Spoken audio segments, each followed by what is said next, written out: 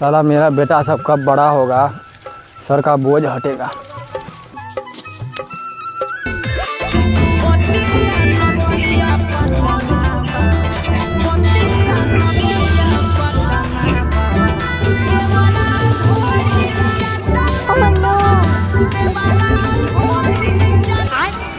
ये तो लगता है मेरा बेटा पिलुआ। यहाँ पे क्या कर रहा है? तो स्कूल गया था बैग लेके।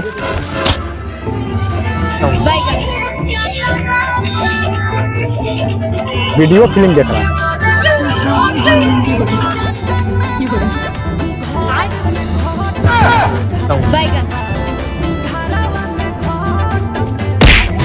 चल इधर, पढ़ने वाला बैग लेके यहाँ तुम भोजपुरी वीडियो देख रहा है, वो भी अश्लील वीडियो। चलो तुमको बताते आज।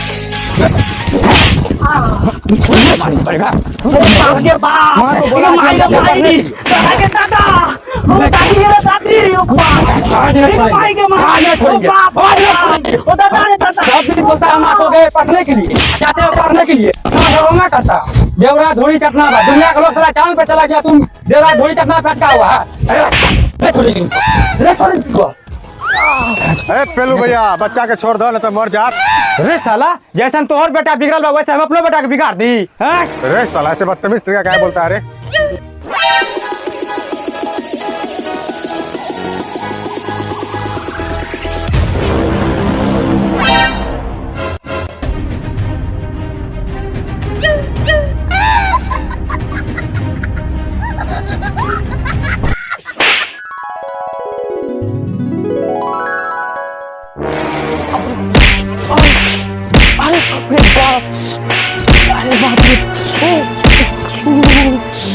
अरे बाप रे, अरे बाप रे, अरे साला गैस बार बार छोड़ता है, इससे अच्छा तुम परमाणु बम छोड़ देता है, कम से कम पाकिस्तान भी तो उड़ जाता। साला बाहर में आके गैस छोड़ता है, घर में रहता तो ये गैस भर करके हम बेच भी लेते। साला भर दिन बछड़ीबाजी करते रहता है, घर में एको बार कोनो काम धाम नहीं करता। इस बार अगर नहीं सुधरा तो साला रोड पर सुता करके ट्रक चढ़वा देंगे। नहीं तू रहेगा नहीं वो थोड़िया रहेगी।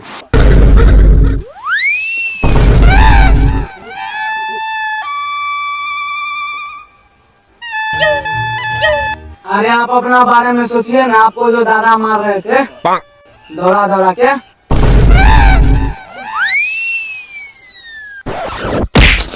साला 12 बजे दिन तक सुतल रहता है, तो वहाँ जो गाय भूखल है भोरे से कौन खिलाएगा उसको? मेरा तो उम्र कट गया साला, तुम अभी बहुत उम्र बाकी है।